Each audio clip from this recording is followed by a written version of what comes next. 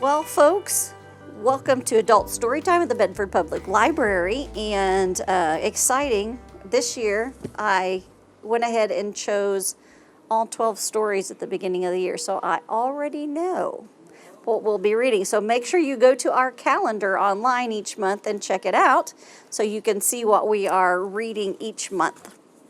And without further ado, this is Lucy Maud Montgomery's Miss Sally's Letter. Miss Sally peered sharply at Willard Stanley, first through her gold-rimmed glasses and then over them. Willard continued to look very innocent. Joyce got up abruptly and went out of the room. "So, you've bought that queer little house with that absurd name," said Miss Sally. "You surely don't call Eden an absurd name," protested Willard. "Oh, I do, for a house, particularly such a house as that, Eden. There are no Edens on earth, and what are you going to do with it?" "I'm going to live in it." "Alone?" Miss Sally looked at him suspiciously. "No, the truth is, Miss Sally, I'm hoping to be married in the fall, and I want to fix up Eden for my bride." "Oh," Miss Sally drew a long breath. Partly it seemed of relief, and partly of triumph, and looked at Joyce, who had returned with an expression that said, "I told you so." But Joyce, whose eyes were cast down, did not see it. "And," went on Willard calmly, "I want you to help me fix it up, Miss Sally. I don't know much about such things, and you know everything. You'll be able to tell me just what to do to make Eden habitable." Well, Miss Sally looked as pleased as she ever allowed herself to look over anything a man suggested. It was the delight of her heart to plan and decorate and contrive. Her own house was a model of comfort and good taste, and Miss Sally was quite ready for new worlds to conquer. Instantly, Eden assumed importance in her eyes. She might be sorry for the misguided bride who was rashly going to trust her life's keeping to a man, but she would see at least that the poor thing should have a decent place to begin her martyrdom in. "I'll be pleased to help you all I can," she said graciously. Miss Sally could speak very graciously when she chose, even to men. You would not have thought that she hated them, but she did, in all sincerity, too. Also, she had brought her niece up to hate and distrust them, or she had tried to do so, but at times Miss Sally was troubled with an uncomfortable suspicion that Joyce did not hate and distrust men quite as thoroughly as she ought. And the suspicion had recurred several times this summer since Willard Stanley had come to take charge of the biological station at the harbor. Miss Sally did not distrust Willard on his own account. She merely distrusted him on principle and on Joyce's account. Nevertheless, she was rather nice to him. Miss Sally, dear, trim, dainty Miss Sally, with her snow-white curls and her big girlish black eyes, couldn't help being nice, even to a man. Willard had come a great deal to Miss Sally's. If it were Joyce he were after, Miss Sally blocked his schemes with much enjoyment. He never saw Joyce alone.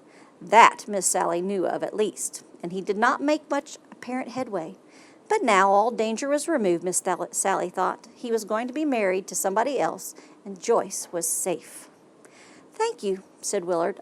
"I'll come up tomorrow afternoon, and you and I will take a prowl about Eden and see what we must do." "I've ever so much obliged, Miss Sally." "I wonder who is he going to marry," said Miss Sally, careless of grammar, after he had gone. Poor girl." "Oh, I don't see why you should pity her," said Joyce, not looking up from her embroidery. There was just the merest tremor in her voice. Miss Sally looked at her sharply. "I pity any woman who is foolish enough to marry," she said solemnly. "No man is to be trusted, Joyce. No man. They are all ready to break a trusting woman's heart for the sport of it. Never you allow any man the chance to break yours, Joyce. I shall never consent to you marrying anybody. So mind you don't take any such notion into your head. There oughtn't to be any danger, for I've instilled correct ideas on this subject into you from childhood. But girls, they're such fools. I know, because I was once myself one." "Of course, I would never marry without your consent, Aunt Sally," said Joyce, smiling faintly but affectionately at her aunt. Joyce loved Miss Sally with her whole heart. Everybody did who knew her. There never was a more lovable creature than this pretty little old maid who hated the men so bitterly. "That's a good girl," said Miss Sally approvingly. "I own that I have been a little afraid that this Willard Stanley was coming here to see you. But my mind is set at rest on that point now, and I shall help him fix up his doll house with a clear conscience. Eden, indeed." And Miss Sally sniffed and tripped out of the room to hunt up a furniture catalog. Joyce sighed and let her embroidery slip to the floor. "Oh, I'm afraid Willard's plan won't succeed," she murmured. "I'm afraid Aunt Sally will never consent to our marriage, and I can't and won't marry him unless she does, for she would never forgive me, and I couldn't bear that. I wonder what makes her so bitter against men. So as she is so sweet and loving, it seems simply unnatural that she should have such a feeling so deeply rooted in her. Oh, what will she say when she finds out? My dear little Aunt Sally. I couldn't bear to have her angry with me." And the next day Willard came up from the harbor and took Miss Sally down to see Eden. Eden was a tiny, cornery, gabled gray house just across the road and down a long, twisted, windy lane skirting the edge of a beechwood. Nobody had lived in it for 4 years, and it had a neglected, out-at-elbow appearance. "It's rather a box of a place, isn't it?" said Willard slowly. "I'm afraid she'll think so, but it's all I can afford just now. I dream of giving her a palace some day, of course, but we'll have to begin humbly. Do you think anything can be made of it?" Miss Sally was busily engaged in sizing up the possibilities of the place. "It is pretty small," she said meditatively, "and the yard is small too, and there are far too many trees and shrubs all messed up together. They must be thinned out, and that paling there taken down, and I think a good deal can be done with it. As for the house, well, let us see the inside." And Willard unlocked the door and showed Miss Sally over the place. Miss Sally poked and pried and sniffed and wrinkled her forehead and finally stood on the stairs and delivered her ultimatum. "This house can be done up very nicely. Paint, yes, and paper will work wonders, but I wouldn't paint it outside. Leave it that pretty silver weather gray. Plant vines to run over it. Oh, and we'll see what we can do. Of course it is small. A kitchen, a dining room, a living room, and 2 bedrooms. You won't want anything stuffy. You can do the painting yourself, and I'll help you hang the paper. How much money can you spend on it?" Willard named the sum. It was not a large one. "But I think it will do," mused Miss Sally. "We'll make it do. There's such a satisfaction getting as much as you possibly can out of a dollar and twice as much as anybody else would get. I enjoy that sort of thing. This will be a game, and we'll play it with a right good will. But I do wish you would give the place a sensible name." "I think Eden is the most appropriate name in the world," laughed Willard. "It will be Eden for me when she comes." "I suppose you tell her all that and she believes it," said Miss Sally sarcastically. "You'll both find out that there's a good deal more prose than poetry in life." "But we'll find it out together," said Willard tenderly. "Won't that be worth something, Miss Sally? Prose, rightly written and read, is sometimes as beautiful as poetry." Miss Sally deigned no reply. She carefully gathered up her gray silken skirts from the dusty floor and walked out. "Get Christina Bowes to come up tomorrow and scrub this place out," she said practically. "We can go to town and select paint and paper. I should like the dining room done in pale green and the living room in creamy tones, ranging from white to almost golden brown. But perhaps my taste won't be hers." Oh, yes, it will," said Willard with assurance. "I am quite certain she will like everything you like. I can never thank you enough for helping me. If you hadn't consented, I should have had to put it in the hands of some outsider whom I couldn't have helped at all. And I wanted to help. I wanted to have a finger in everything because it is for her, you see, Miss Sally. It will be such a delight to fix up this little house knowing that she is coming to live in it." "I wonder if you really mean it," said Miss Sally bitterly. "Oh, I dare say you think you do. But do you?" "Well, perhaps you do. Perhaps you are the exception that proves the rule." This was a great admission for Miss Sally to make. And for the next 2 months, Miss Sally was happy. Even Willard himself was not more keenly interested in Eden and its development. Miss Sally did wonders with his money. She was an expert at bargain hunting, and her taste was excellent. A score of times she mercilessly nipped Willard's suggestions in the bud. Lace curtains for the living room? Never! They would be horribly out of place in such a house.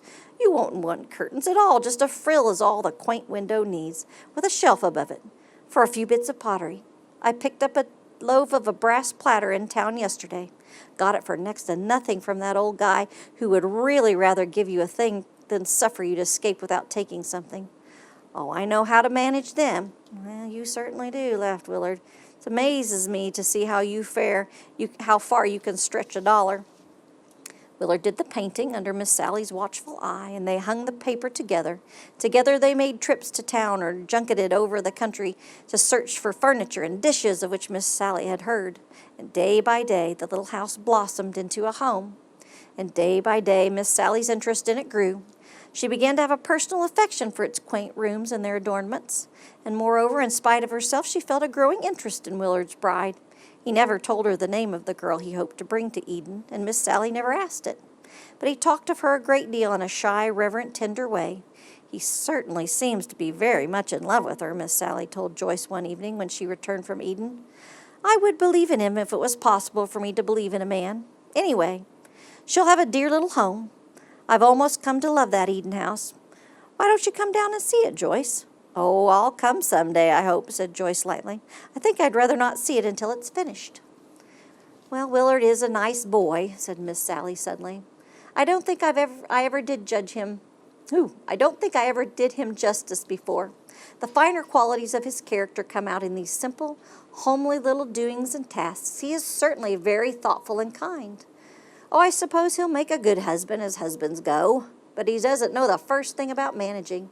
If his wife isn't a good manager, I don't know what they'll do. Perhaps she won't like the way we've done up Eden. Willard says she will, of course, because he thinks her perfection. But she may have dreadful taste and want the lace curtains and that nightmare of a pink rug Willard admired. I dare say she'd rather have a new flaunting set of china with rosebuds on it than that dear old dull blue I picked up from a mere song down at the Aldenbury auction. I stood in the rain for 2 mortal hours to make sure of it, and it was really worth all that Willard has spent on the dining room put together. It'll break my heart if she sets to work altering Eden. It's simply perfect as it is, though I suppose I shouldn't say it. In another week Eden was finished, and Miss Sally stood in the tiny hall and looked about her. Well, it is done, she said with a sigh. I'm sorry. I've enjoyed fixing it up tremendously, and now I feel that my occupation is gone. I hope you're satisfied, Willard. Satisfied is too mild a word, Miss Sally. I am delighted. I knew you could accomplish wonders, but I never hoped for this. Eden is a dream, the dearest, quaintest, sweetest little home that ever waited for a bride. And when I bring her here, oh, Miss Sally, do you know what that thought means to me? Miss Sally looked curiously at the young man. His face was flushed, and his voice trembled a little. There was a faraway, shining look in his eye, as if he saw a vision. Well, I hope you and she will be happy, said Miss Sally slowly. When will she be coming, Willard? The flush went out of Willard's face, leaving it pale and determined. That is for her and you to say, he answered steadily. Me? Exclaimed Miss Sally. What have I to do with it? A great deal, for unless you consent, she will never come here at all. Willard Stanley, said Miss Sally with an ominous calm. Who is this girl you mean to marry? Well, the girl I hope to marry is Joyce, Miss Sally. Wait, now don't say anything till you hear me out. He came close to her and caught her hands in a boyish grip. Joyce and I have loved each other ever since we met. But we despaired of winning your consent, and Joyce will not marry me without it. I thought if I could get you to help me fix up my little home, that you might get so interested in it and so well acquainted with me that you would trust me with Joyce. Please do, Miss Sally. I love her so truly, and I know I can make her happy. If you don't, Eden shall never have a mistress. I'll shut it up just as it is and leave it sacred to the dead hope of a bride that will never come to it. Oh, you wouldn't, protested Miss Sally. It would be a shame, such a dear little house, and after all the trouble I've taken. But you've tricked me. Oh, you men couldn't be straightforward in anything. Wasn't it a fair device for a desperate lover, Miss Sally? Interrupted Willard. Oh, you mustn't hold spite because of it, dear, and you will give me Joyce, won't you? Because if you don't, I really will shut up Eden forever. Miss Sally looked wistfully around her. Through the open door on her left, she saw the little living room with its quaint, comfortable furniture and its dainty pictures and adornments. And through the front door, she saw the trim, the velvet-swarded little lawn. Upstairs were 2 white rooms that only wanted a woman's living presence to make them jewels, and the kitchen, on which she had expended so much thought and ingenuity. The kitchen furnished to the last detail, even to the kindling in the range, and the match Willard had laid ready to light it. Gave Miss Sally a pang to think of that altar fire never being lighted. It was really the thought of the kitchen that finished Miss Sally. You've tricked me, she said, and again reproachfully. You've tricked me into loving this house so much that I cannot bear the thought of it never living. You'll have to have Joyce, I suppose. And I believe I'm glad that it isn't a stranger who is to be the mistress of Eden. Joyce won't hanker about pink rugs and lace curtains, and her taste in china is the same as mine. In one way, it's a great relief to my mind, but it's a fearful risk to think that you may make my dear child miserable.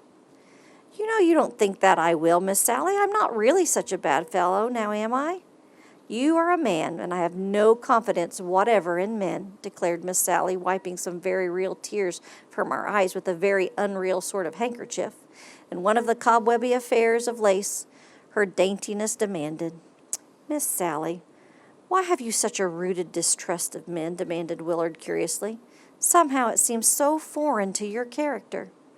I suppose you think that I'm a perfect crank, said Miss Sally, sighing. Well, I'll tell you why I don't trust men.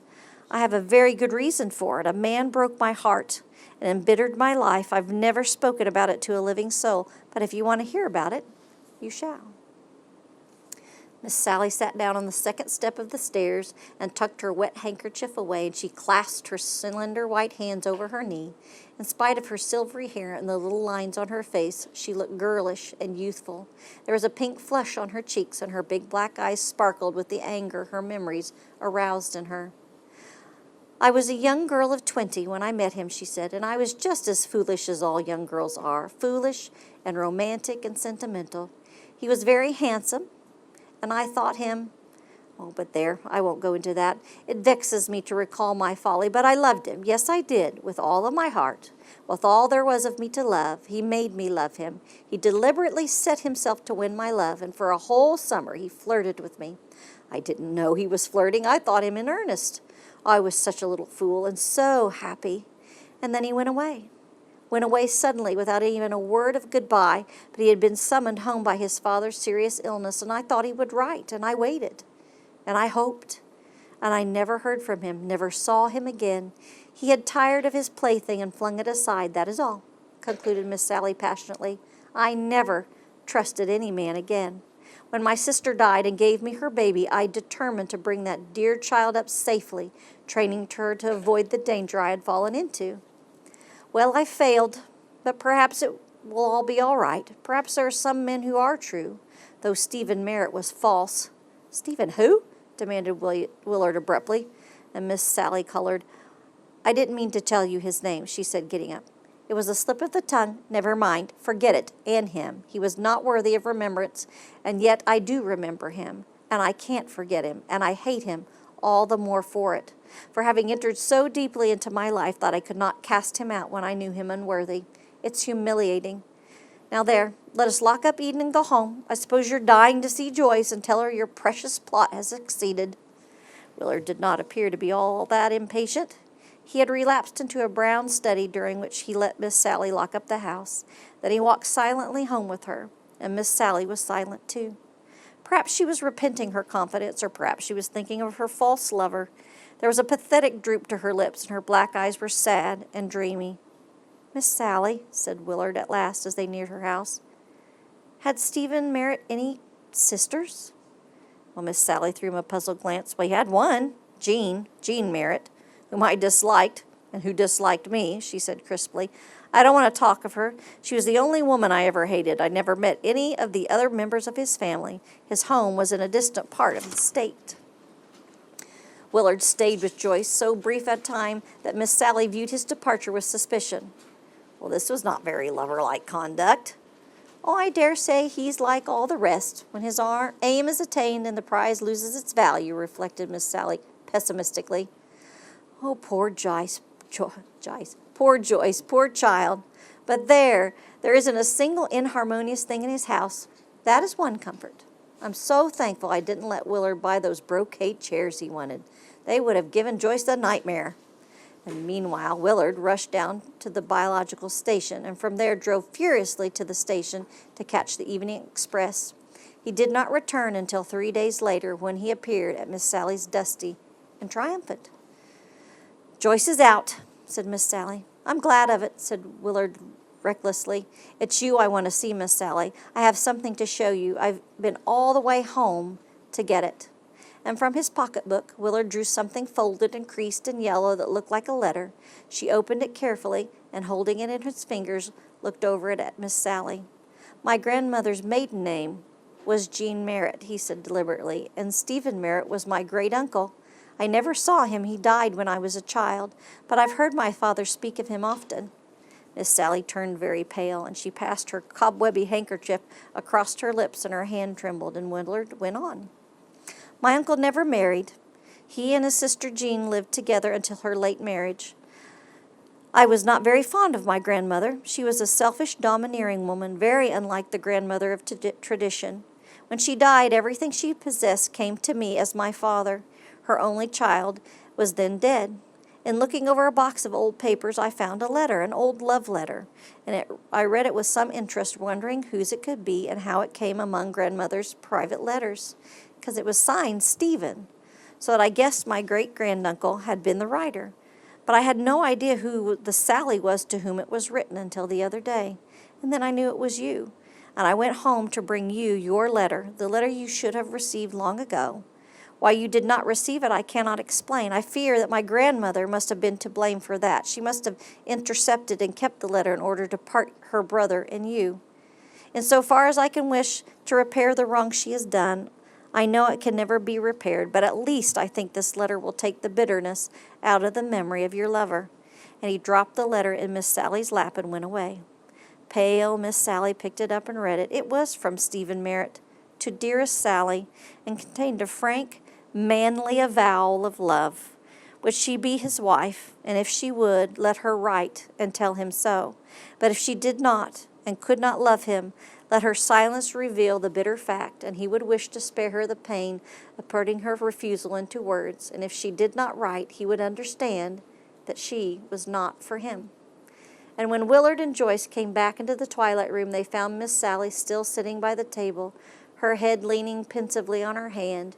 She'd been crying, and the cobwebby handkerchief lay beside her, wrecked and ruined forever. But she looked very happy.